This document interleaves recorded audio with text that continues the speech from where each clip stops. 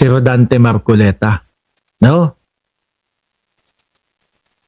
Mga bossing, ang hindi ko maintindihan kung ano pa yung ipinagmamalaki ni Rodante Marcoleta at nakukuha niya pa yung mga ganitong kataga. Pakinggan nyo ho.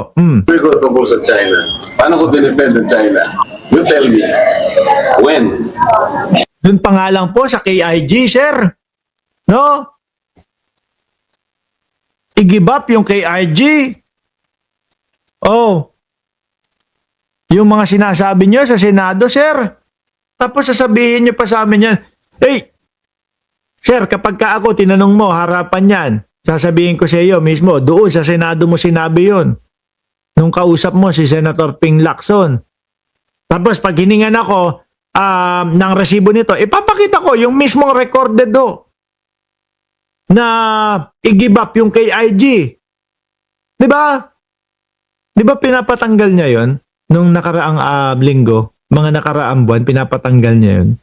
Siguro natatakot to o tinatakot, dinadaan sa, kailan ko sinabi na idinipensa ko ang China? Kailan ko sinabi na ganito? Eh siguro hindi makapagsalita yung mga reporter doon. Di ba? Ako sasabihin ko sa harap-harapan nyo yun. Pati ho yung there is no such as West Philippine Sea, mga bossing. Sasabihin ko, sinabi mo yan, di ba? Tapos nung nakita mo, nalaman mo, nagagalit yung taong bayan, bigla kang balikwas. Bigla kang kambyo. Oh. Di ba, pinapa-edit ni Wigman yung statement niya doon. Bakit? Eh yun yung mismong sinabi niya. Bakit niya papapalitan?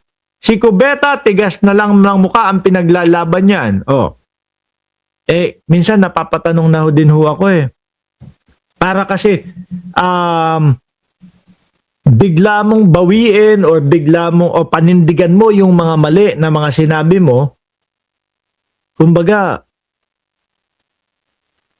meron akong naiisip na hindi kaya kailangan niyang panindigan lahat ng ito dahil may natanggap o may natatanggap galing sa China.